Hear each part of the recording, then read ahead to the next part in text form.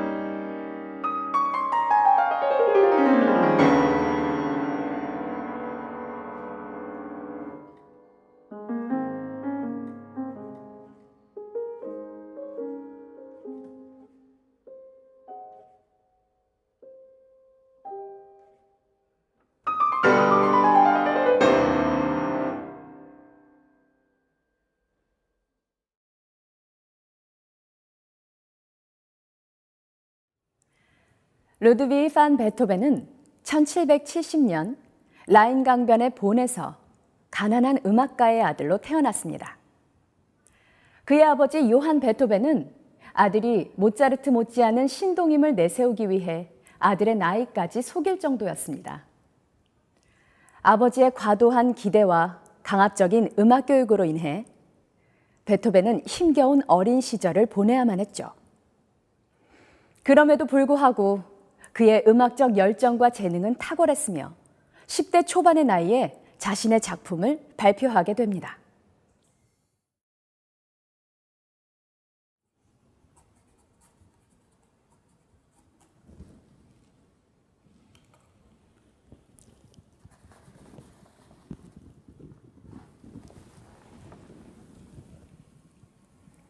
전 일찍이 4살 때부터 음악에 매료되어 왔습니다. 이렇게 빨리 제 마음을 아름다운 하모니로 가득 채워주신 음악의 신 뮤즈를 전 진심으로 사모하고 있으며 여신 또한 절 아껴주시는 듯합니다. 저도 이제 11살이 되었습니다. 뮤즈는 예전부터 내 마음속에 하모니를 적어라 라고 제 귀에 속삭여 왔습니다. 그러나 이제 겨우 11살인 제가 작곡가인 척하면 다른 음악가들이 뭐라고들 할까 생각하며 용기를 잃었습니다. 그러나 뮤즈가 계속하여 저를 재촉하는지라 이에 복종하여 감히 작곡을 하게 되었습니다.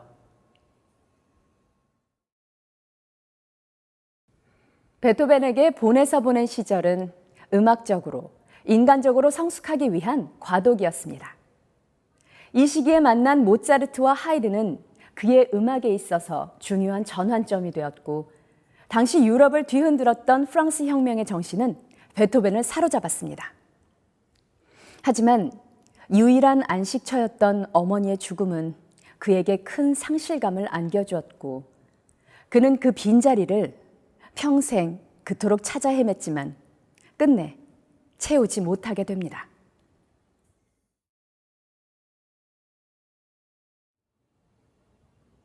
전 아직도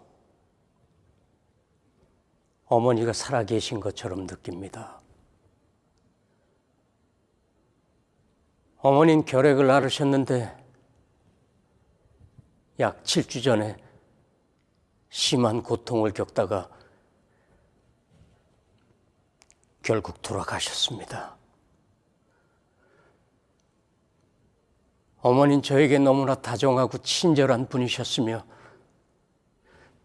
실제로 저의 가장 좋은 친구셨습니다. 제가 어머니의 감미로운 이름을 부르고 또 어머니께서 대답을 하시곤 했을 때 저보다 더 행복한 사람이 있었을까요? 이제 난 누굴 어머니라고 부르겠습니까? 마음속에 떠오르는 어머니의 말없는 그림자를 향해 그 이름을 불러볼 뿐입니다.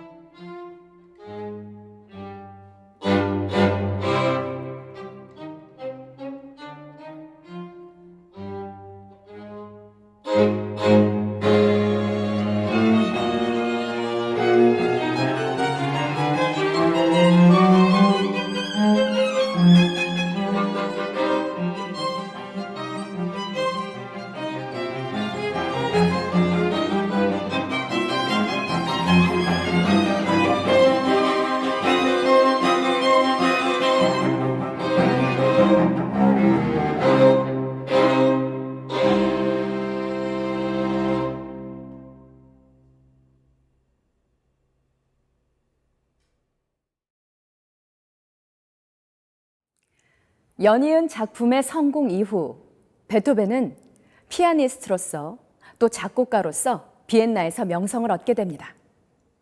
하지만 바로 이때부터 가혹한 시련이 시작되죠. 그의 귀가 조금씩 멀어가고 있었습니다. 작곡가로서는 치명적인 청각의 장애, 이룰 수 없는 사랑, 그리고 세상과의 불화로 인해 지치고 희망을 잃어버린 베토벤은 삶과 죽음의 기로에서 처절한 고통을 겪고 있었습니다.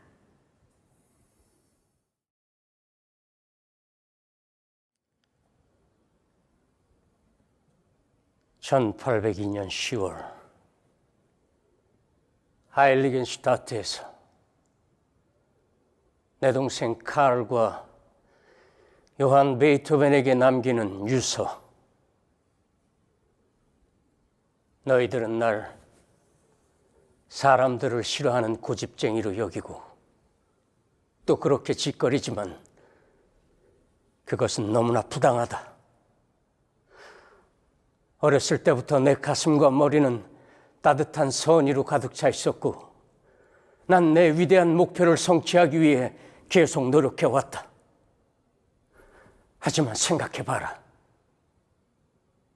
함께 있는 사람은 멀리서 들려오는 플룻 소리를 들을 수 있는데 내게는 아무런 소리도 들리질 않고 다른 사람에게 들리는 목동의 노랫소리를 난 전혀 들을 수 없는 것이다. 그럴 때면 절망에 빠져 스스로 죽어버리고 싶은 생각밖에 들지 않는다. 오직 예술만이 날 지탱해 줄 뿐이다. 내 안에 있는 것을 모두 표현해낼 때까진 이 세상을 떠날 수 없다는 생각으로 이 비참한, 정말로 비참한 삶을 참아내고 있다. 내 운명이 아무리 가혹하게 괴롭히더라도 난 죽고 싶지 않다. 그러나 죽음이여, 용감히 너를 맞으리니 언제든지 오라. 안녕히. 이것으로 너희에게 작별을 구한다.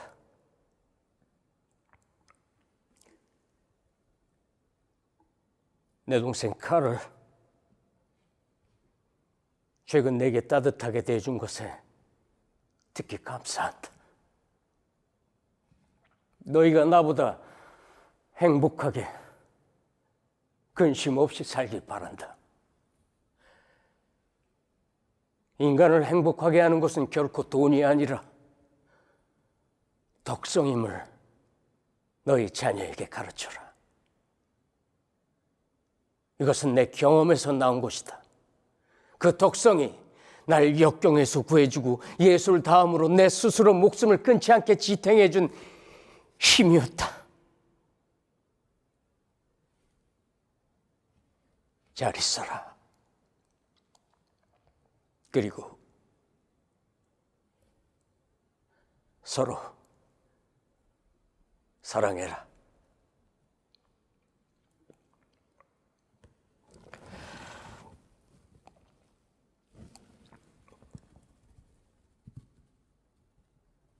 하느님,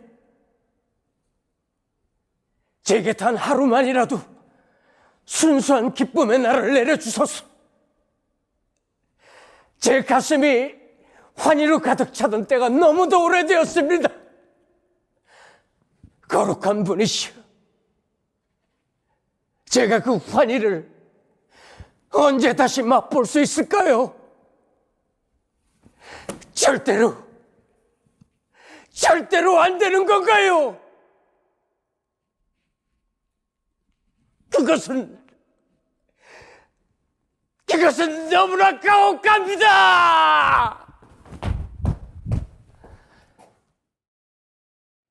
베토벤은 이 유서를 통해 자신의 절망과 두려움을 솔직하게 고백합니다. 하지만 그는 결국 자신 안에 있는 그 무엇으로도 파괴될 수 없는 창작 의지를 깨닫고 마침내 삶을 선택하게 되죠. 그가 이 고난 앞에 무릎을 꿇었다면 인류는 그의 장엄하고 숭고한 음악을 영원히 들을 수 없었을 것입니다. 마치 운명의 두드림과도 같았던 이 유서는 베토벤에게 과거의 자신을 청산하고 새롭게 태어나는 계기가 되었죠. 이 시기를 거치고 태어난 교향곡 제5번 일명 운명은 인간의 고난과 갈등, 그리고 이를 극복하기 위한 처절한 투쟁. 이 투쟁 끝에 인간이 이끌어낸 빛나는 승리에 대한 노래입니다.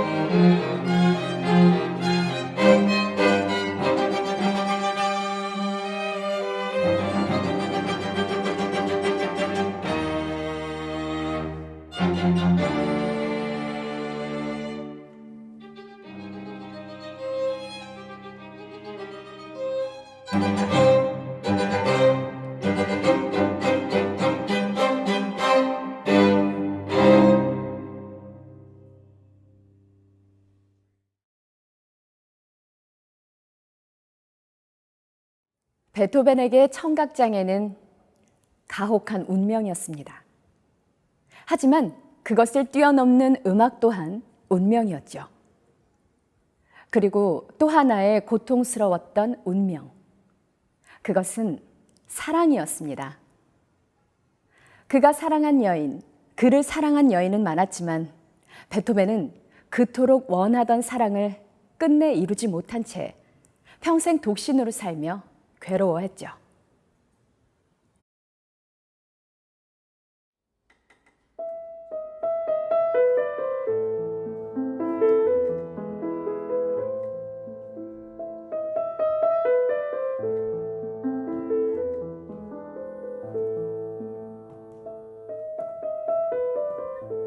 나의 천사, 나의 모든 것, 나 자신이여. 오늘은 몇 마디만, 그것도 그대의 연필로 씁니다. 내일쯤에야 숙소가 정해질 것 같소. 이 무슨 시간 낭비란 말이오. 이런 말을 할 때마다 왜 이토록 깊은 슬픔이 밀려드는지. 우리의 사랑은 희생과 단념 외에는 다른 방법이 없는 것이오. 그대가 온전히 내 사람이 아니고 나 또한 온전히 그대의 사람이 아닌 사실을 바꿀 수는 없는 건가요?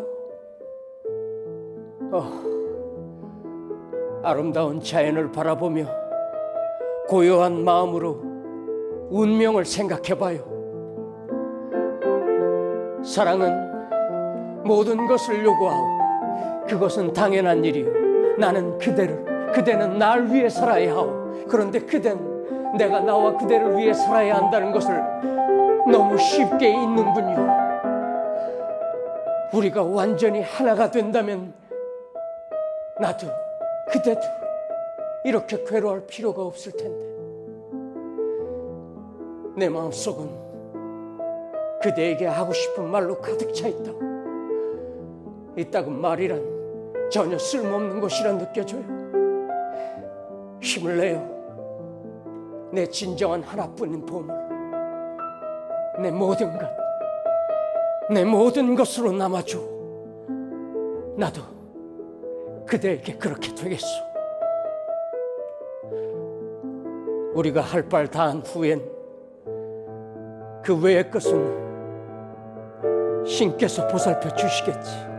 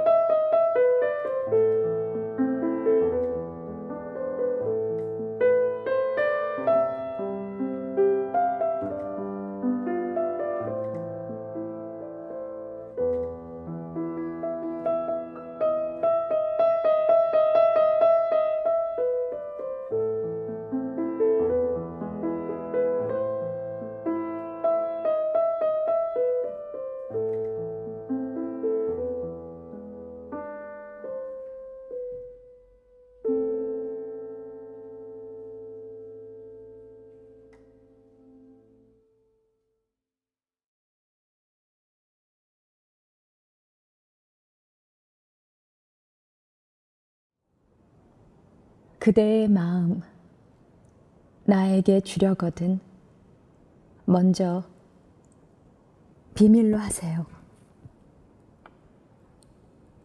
우리들이 서로 가진 마음 아무도 모르게 하세요.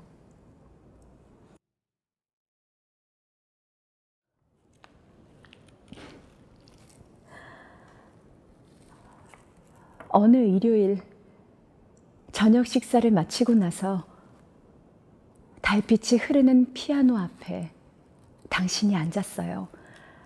그리고 손을 펼쳐서 가볍게 건반 위를 스쳤어요. 당신이 피아노를 치려고 할 땐 늘 그렇게 했죠. 그리고 낮은 화음을 두서너 번 두드렸고 천천히 연주하기 시작했어요.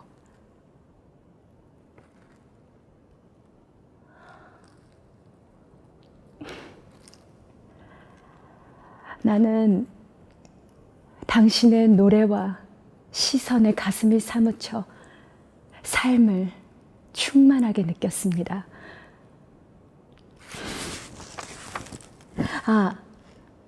당신은 이렇게 말했어요.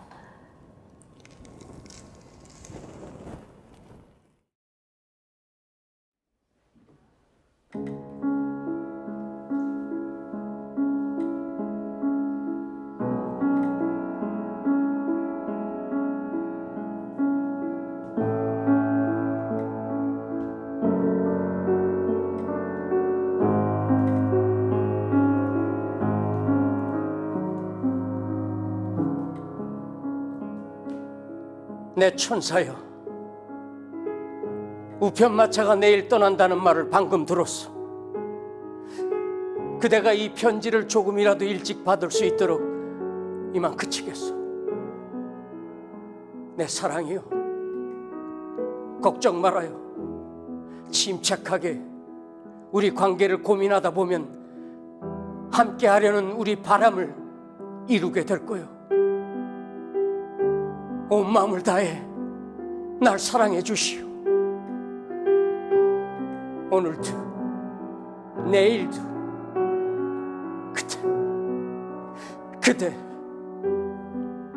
그대를 향한 내 눈물겨운 동경, 오 내 생명,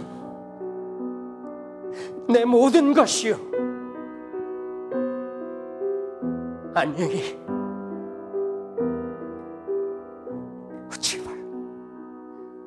제발 계속 날 사랑해줘요.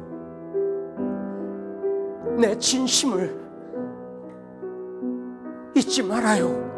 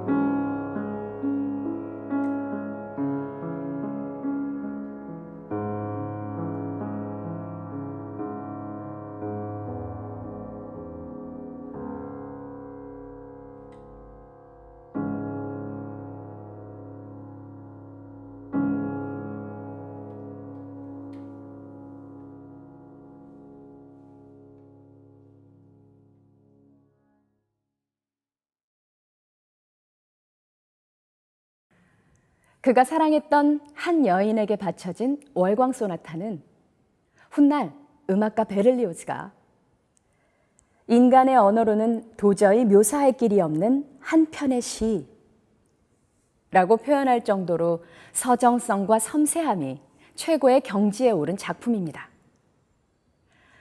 베토벤은 자신도 주체하지 못할 정도로 열정적인 사랑을 그녀에게 바쳤고 끝내 이루지 못한 사랑의 아픔으로 괴로워했습니다. 바이올린 소나타 9번 크로이처는 마치 서로를 알아보지 못하는 연인들의 싸움처럼 바이올린과 피아노가 격렬한 대화를 나누는 작품입니다. 훗날 톨스토이는 바이올린 연주자와 피아노 연주자의 비극적 사랑을 다룬 소설 크로이처 소나타를 발표하기도 했습니다.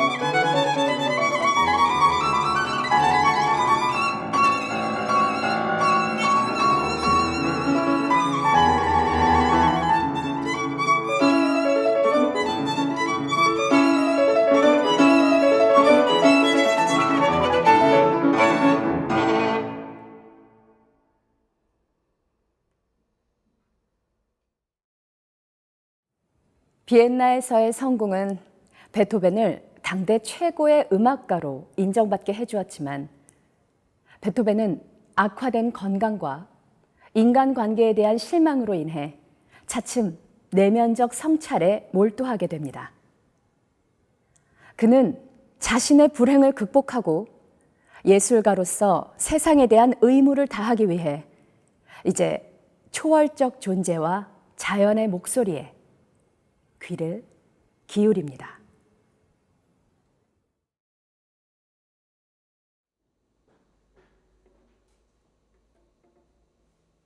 순종.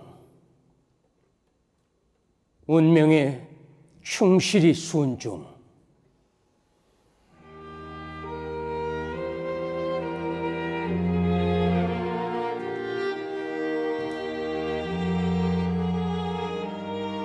오로지 체념과 순종으로 예술가로서 이 시대가 요구하는 희생을 감수할 수 있다.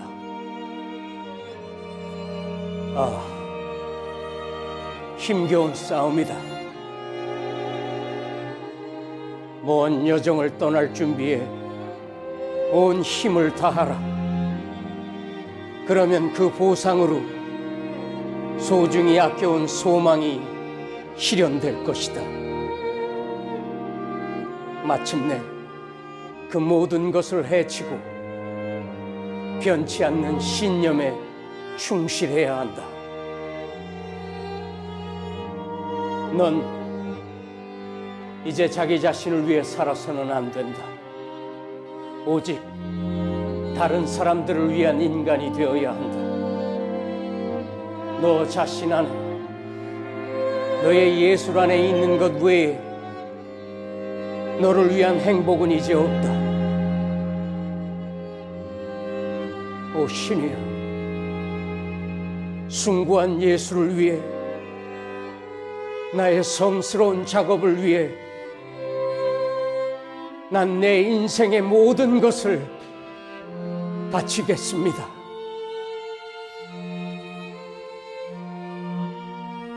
가능하다면 귀가 더 나아지도록 한다. 나 자신, 다른 사람들, 그리고 그분, 전능하신 분께 난 빚이 있다. 오직 이 길만이 내 안에 잠겨있는 모든 것을 다시 한번 펼쳐 보일 수 있는 길일 것이다. 내가 쓴 찬양가는 작은 궁전, 작은 교회가 되어 전능하고 영원 무궁하신 분의 영광을 위해 연주되리라. 그리고 내게 남은 날들은 흘러 미래의 인류에게 닿을 것이다. 방 안에 있는 핸델, 바흐, 글루크, 모차르트, 하이든의 초상들이 내게 힘을 더해줄 것이다.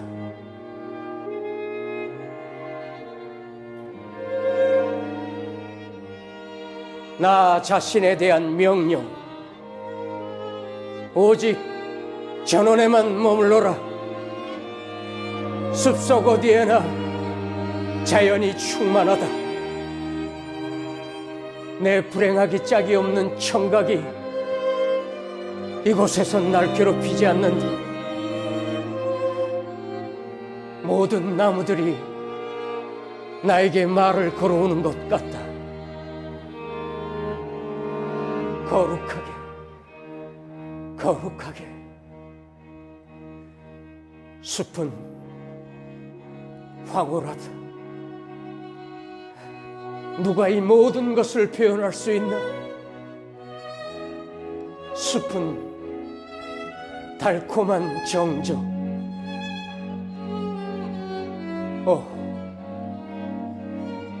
숲의 전능자시여, 전 숲에서 구원받고 행복합니다.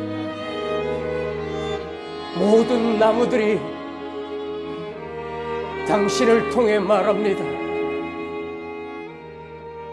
신이시여, 경이롭습니다. 숲에서는 높은 곳에 고요가 있어 당신을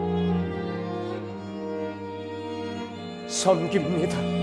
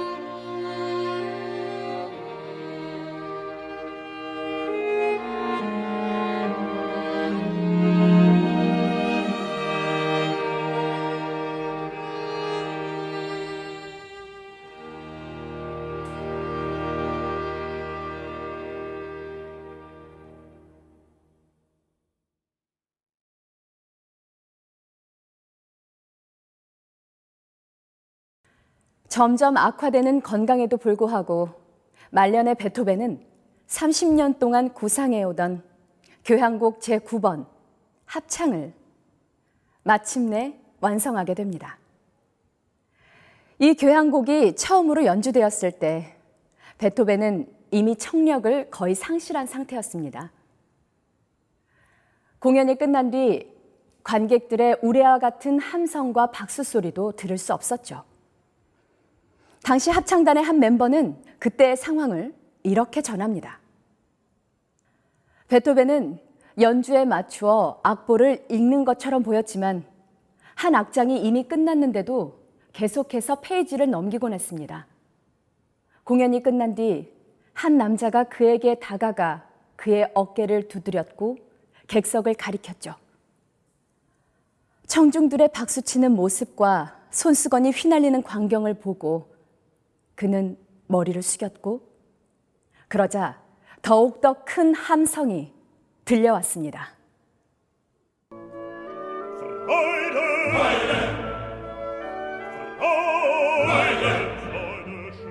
프랑스의 작가 로맹 롤랑은 베토벤의 삶과 음악에 대해 이렇게 말합니다. 불행하고 가난하고 불구이고 고독한 사람, 마치 고뇌로서 빚어진 것 같은 사람, 세상에서 기쁨을 거절당한 그 사람이 스스로 환희를 창조한다. 그것을 세상 사람들에게 나누어 주려고 그는 자기의 불행으로 환희를 만들어낸다. 베토벤의 싸움은 영혼과 운명 사이의 싸움이다. 몸부림치는 긍지, 스스로를 이겨내는 인내, 그리고 정신의 승리. 그가 벌이고 있는 이 싸움은 또한 우리 모두의 싸움이기도 하다. 그것은 모든 시대, 모든 나라의 것이다. 우리들은 베토벤에게서 자신들의 패배와 고뇌를 목격하게 된다. 그렇지만 베토벤에 의해 그 패배는 고귀함으로, 고뇌는 웅대함으로 승화되고 있는 것이다.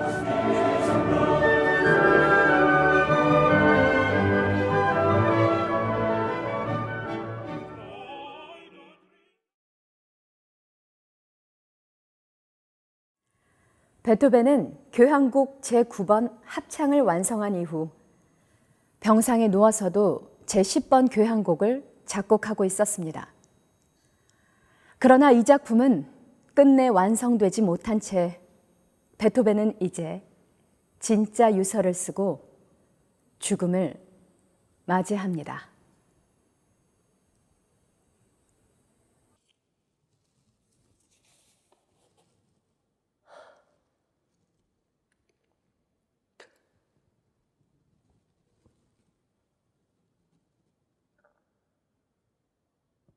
내 조카 칼을 내 유일한 상속자로 삼는다. 나의 모든 재산은 조카 카를이 죽은 뒤엔 그의 혈연 관계에 따른 상속자가 물려받거나 아니면 그의 뜻대로 처리한다. 1827년 3월 23일 비엔나에서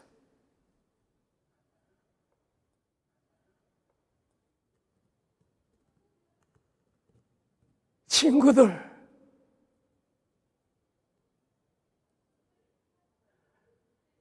박수를 치게